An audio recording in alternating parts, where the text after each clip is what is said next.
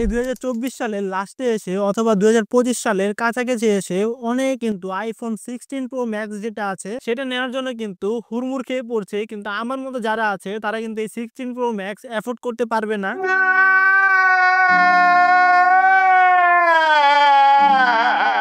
তাদের জন্য কিন্তু কম বাজেটের মধ্যে এই মুহূর্তে এসে বেস্ট সিটি চয়েস হতে পারে সেকেন্ড হ্যান্ড আইফোন।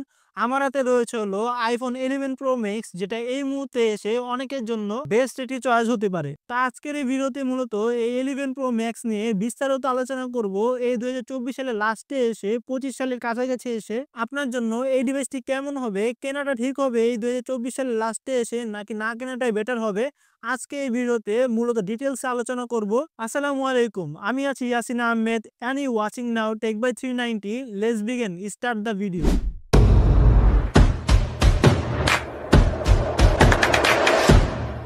তো এখন মেন পয়েন্টে আসি। এই 2024 সালের লাস্টে এসে আপনি 11 প্রো ম্যাক্সটি এখন কেন কিনবেন? দেখেন, এটাতে কিন্তু 6.5 ইঞ্চি একটি ডিসপ্লে আছে। আর আপনি যদি 12 এর কথা চিন্তা করেন তাহলে 12 এ দেখতে পারবেন এর থেকে ছোট একটি ডিসপ্লে আছে, এবং সেই ডিসপ্লের মধ্যে কিন্তু ছোট ডিসপ্লের মধ্যে বড় একটি নোচ আছে, যেটার কারণে খুবই ডিস্টার্ব ফিল হয় মুভি বা ডিসপ্লেতে কোনো কিছু দেখার সময়। তবে আইফোন 11 প্রো ম্যাক্সে বড় ডিসপ্লে হওয়ার কারণে এই নোচটা কিন্তু এতটাও ডিস্টার্ব করে না, আর এটাতে কিন্তু XDR OLED ডিসপ্লে ব্যবহার করা। আর এখন কিন্তু আমরা প্রায় অনেকে একটি বিগার ফোন ইউজ করতে পছন্দ করি আর একটি বিগার ডিসপ্লে ইউজ করতে পছন্দ করি। খুব সুন্দর একটি ডিসপ্লে, আর আপনি যদি ডেইলি লাইফে এটা ব্যবহার করেন তাহলে ডেফিনেটলি আপনার কাছে ভালো লাগবে এই ডিসপ্লেটা। আর এই ডিসপ্লেতে কোনো কিছু দেখার ক্ষেত্রে ডেফিনেটলি এনজয় করবেন, আর এটাতে গেমিং করতে গেলে হোল নিউ একটি এক্সপিরিয়েন্স পাবেন, কারণ এটা খুব বড় সড়ো একটি ফোন এবং ডিসপ্লে, এবং এটা ডে লাইটে ইউজ করতে গেলে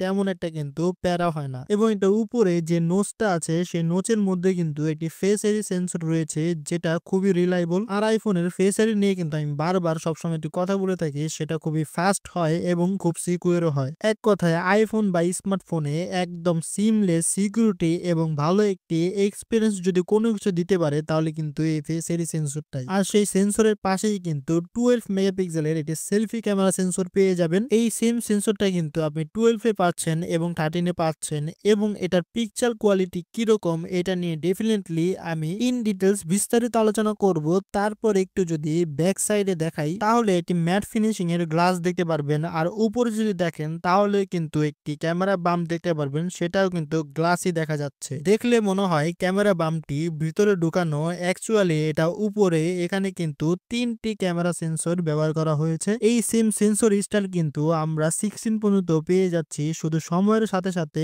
একটু বিগার করেছে, একটু বড় করেছে, দ্যাটস ইট। তো এখানেও কিন্তু সেম ডিজাইনটাই ব্যবহার করা হয়েছে, কিন্তু আমার কাছে পার্সোনালি এই ডিজাইনটাই অনেক ভালো লাগে। আর এই ফোনটির হ্যান্ডি ফিলের কথা বলতে গেলে আপনি ডেইলি লাইফে ইউজ করতে গেলে খুব কমফোর্টেবল ভাবে ইউজ করতে পারবেন। আইফোন 12, 13, 14 এর যে বক্সি শেপ আছে আর ওইগুলোর সাইডে যে স্টেনলেস ব্যবহার করা হয়েছে সেটা কিন্তু খুবই শার্প, যার কারণে হ্যান্ডি ফিলটা অনেক আনকমফোর্টেবল লাগে। কভার ছাড়া ইউজ করলে মনে হয় হাত কেটে কেটে যাবে, কিন্তু এটার ক্ষেত্রে কিন্তু সেটা একদমই উল্টো, আপনি খুব কমফোর্টেবল হবেন ডেইলি লাইফে হ্যান্ডি ফিল নিয়ে, কারণ এটাতে কিন্তু শার্পনেস আর বক্সি শেপটা নাই, তার জন্য কিন্তু খুব হ্যান্ডি ফিলটা খুব ভালো এবং কমফোর্টেবল পাবেন কভার ছাড়াও ইউজ করলে ডেইলি লাইফে। আর ডিজাইন ওয়াইজ এর কথা বলতে গেলে এটা কিন্তু একটি প্রিমিয়াম ফোন, 2019 সালের একটা ফোন। এখনো design West, build quality West, আপনি কিন্তু এটাকে ব্যাড ডেটেড বলতে পারবেন না। মানে চিন্তা করেন 4 বছর আগের ফোন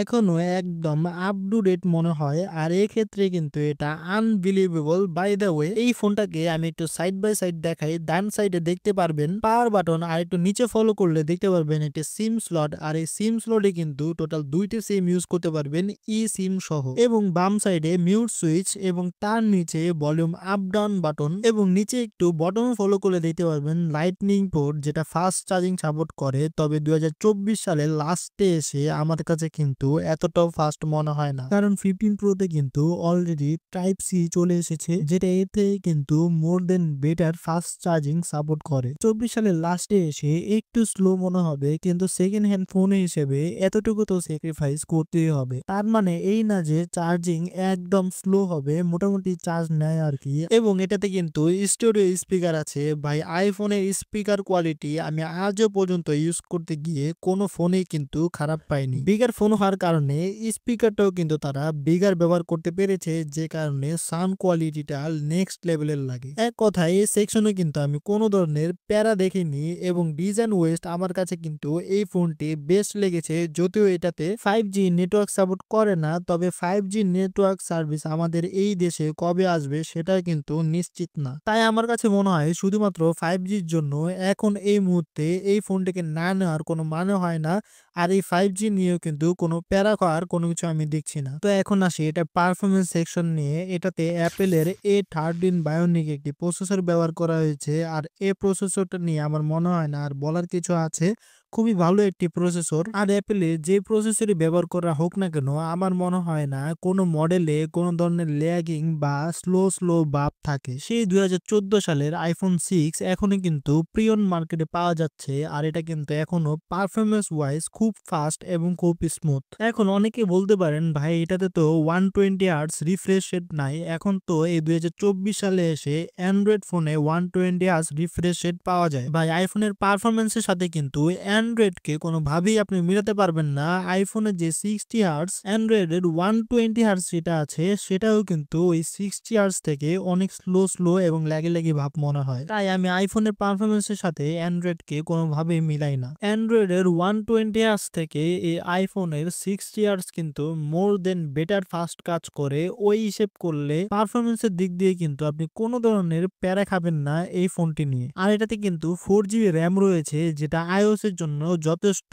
কোনো ধরনের মাল্টিটাস্কিং এ আপনি আটকাবেন না। আর এটাতে কিন্তু গেমিংও খুব স্মুথ ভাবে করতে পারবেন। আর এটার অ্যাপ ম্যানেজমেন্ট কিন্তু বেশ সুন্দর, যে কারণে এই সময় এসেও কিন্তু এই ফোনটাকে পারফরমেন্সের ক্ষেত্রে বেস্ট ফোন বলা যায়। যদিও সেই 2019 সালের ফোন, কিন্তু এখনো পর্যন্ত পারফরমেন্স নিয়ে যেই এক্সপিরিয়েন্স আর স্মুথনেস দিচ্ছে, আপনি কোনো প্রকার গেম খেলার সময় কোনো প্রবলেমে পড়বেন না। কোনো ধরনের ল্যাগিং ছাড়া একদম স্মুথ ভাবে যে কোনো গেম খেলতে পারবেন। আর কি আমরা নর্মালি যা করে থাকি, আমরা ফেসবুক, ইউটিউব, টিকটক ব্রাউজ করে থাকি বা অফিসের কাজে হোয়াটসঅ্যাপ মেসেঞ্জারে কথা বলে থাকি। আর এটা দিয়ে কিন্তু অডিও কল বা ভিডিও কলে কথা বলার সময় বেশ ভালো একটি পারফরমেন্স পাবেন। আরেকটি জিনিস খেয়াল করবেন, আইফোনে কিন্তু ভিডিও কলিং এ কথা বলার সময় একটু ভালোভাবে দেখা যায়। একটি অ্যান্ড্রয়েড ফোন দিয়ে ভিডিও কলিং এ কথা বলার সময় কালার অ্যাডজাস্ট ইত্যাদি যেগুলো দেখতে পারবেন, সেগুলো থেকে কিন্তু আইফোনে মোর দেন বেটার দেখায়। কলে কথা বলার সময় ফেসের যে কালার টোনটা থাকে, যে ক্লিয়ারনেসটা থাকে, সেটা কিন্তু নেক্সট লেভেলের। সেটা কিন্তু আমি নিজেই এক্সপিরিয়েন্স করেছি।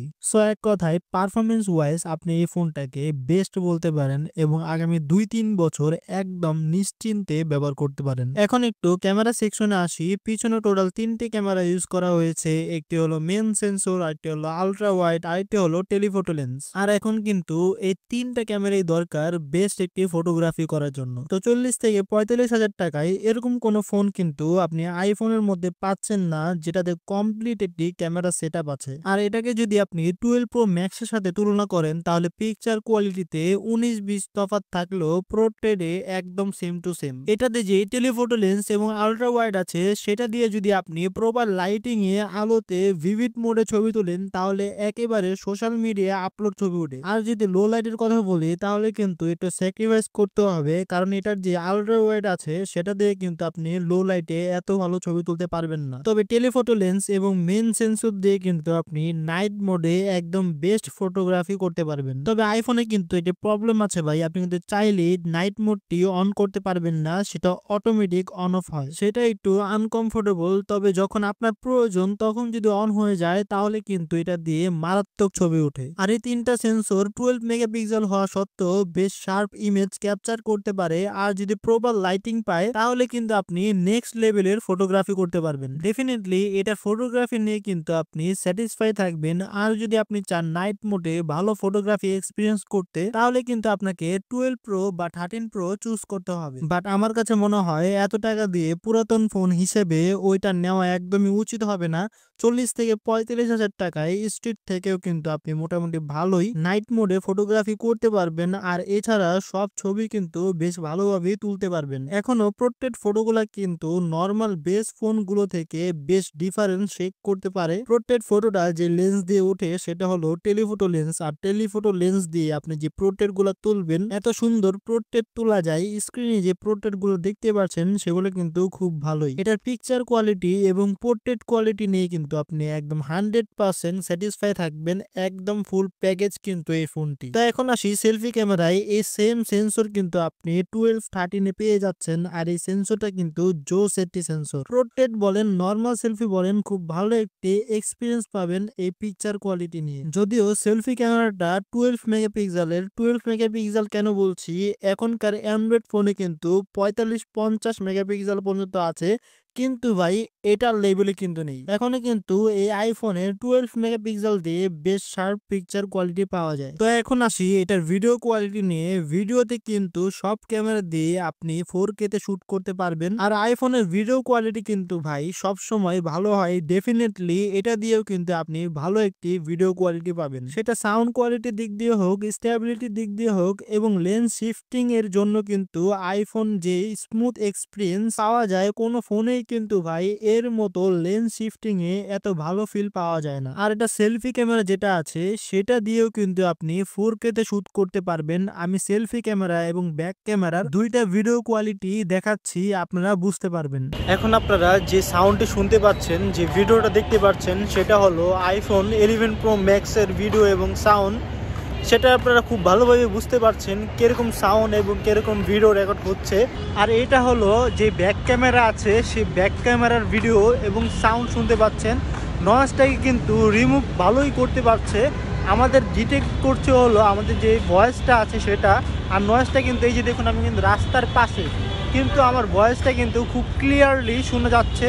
তো এখন আসি আইফোনের সব থেকে দুর্বল জায়গা নিয়ে, মানে এটার ব্যাটারি ব্যাকআপ নিয়ে। এটাতে 3969 মিলি অ্যাম্পের একটি ব্যাটারি পেয়ে যাচ্ছেন, আর আইফোনে কিন্তু প্রায় 4000 মিলি অ্যাম্পের ব্যাটারি হিউজ একটি ব্যাপার। আর এই 4000 mAh এর ব্যাটারি দিয়ে আপনি প্রায় 7 থেকে 8 ঘন্টা ব্যাটারি ব্যাকআপ পেয়ে যাবেন নর্মাল ইউজে। আর ডেইলি লাইফে ইউজ করলে, আমরা যদি ওই রকম হেভি ইউজ না করি, তাহলে কিন্তু আরো বেশিক্ষণ ব্যাটারি ব্যাকআপ পেয়ে যাব। তো এই ফোনটা ইউজ করতে গেলে একদম চোখ বন্ধ করে ব্যাটারি লাইফ নিয়ে আপনি একদম নিশ্চিত থাকতে পারেন, যে কারণে আপনি হেভি ইউজার হলে খুব বেশি গেমিং করতে চাইলেও কিন্তু এই ফোনটা দিয়ে করতে পারবেন। তো এখন দেখছি অনেকেই 30 থেকে 35 হাজার টাকা দিয়ে আইফোন 11 যেটা আছে সেটা নিয়ে থাকছে। আমার মধ্যে আরেকটু প্রাইস বাড়িয়ে প্রয়োজনে কিছুদিন পরে হলো এই 11 প্রো ম্যাক্সটি কেনাটাই বেটার হবে। আপনি নিশ্চিত থাকতে পারেন এটা ডিসপ্লে দিক দিয়ে হোক, ব্যাটারির দিক দিয়ে হোক, পারফরমেন্সের দিক দিয়ে হোক, সব দিক দিয়েই কিন্তু আপনাকে স্যাটিসফাই করতে পারবে। আর এটাতে কিন্তু iOS 18 আপডেট দেওয়া আছে, আর এটা কিন্তু আরো 2-3 বছর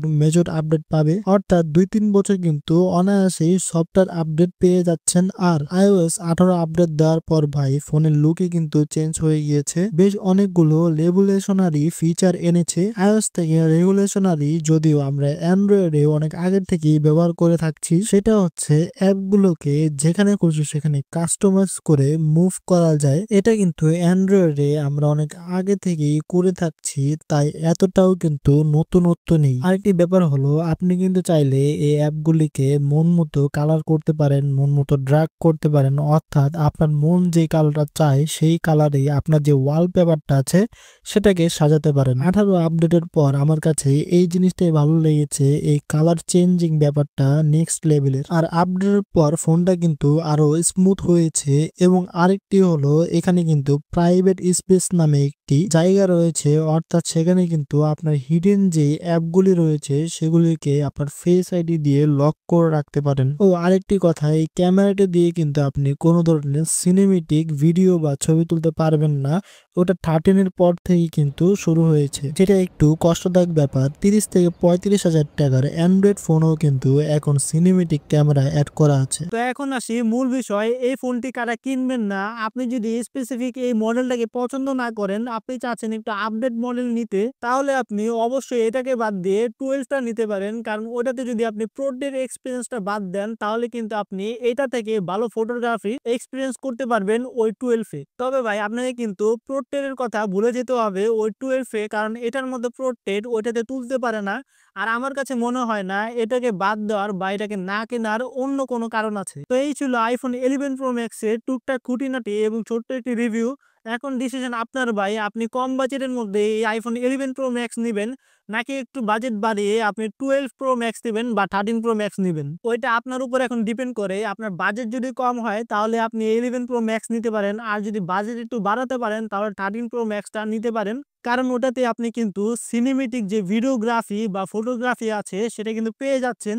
কিন্তু মাথায় কিন্তু একটা জিনিস রাখতে হবে, ওটাতে গ্রিন লাইন আসার অনেক চান্স আছে। তো এই ছিল আমাদের আজকের রিভিউ। রিভিউটি কেমন লাগলো কমেন্টে অবশ্যই প্লিজ জানিয়ে দিবেন। চ্যানেলটি সাবস্ক্রাইব করতে ভুলবেন না। আর ভিডিওতে মাস্ট বি একটা লাইক করে দিন। আর এরকম নতুন নতুন ইউজফুল রিভিউ পাওয়ার জন্য বেল আইকনে টাচ করে দিন। তাহলে আমাদের রিভিউ সবার আগে আপনিই পেয়ে যাবেন। আল্লাহ হাফেজ।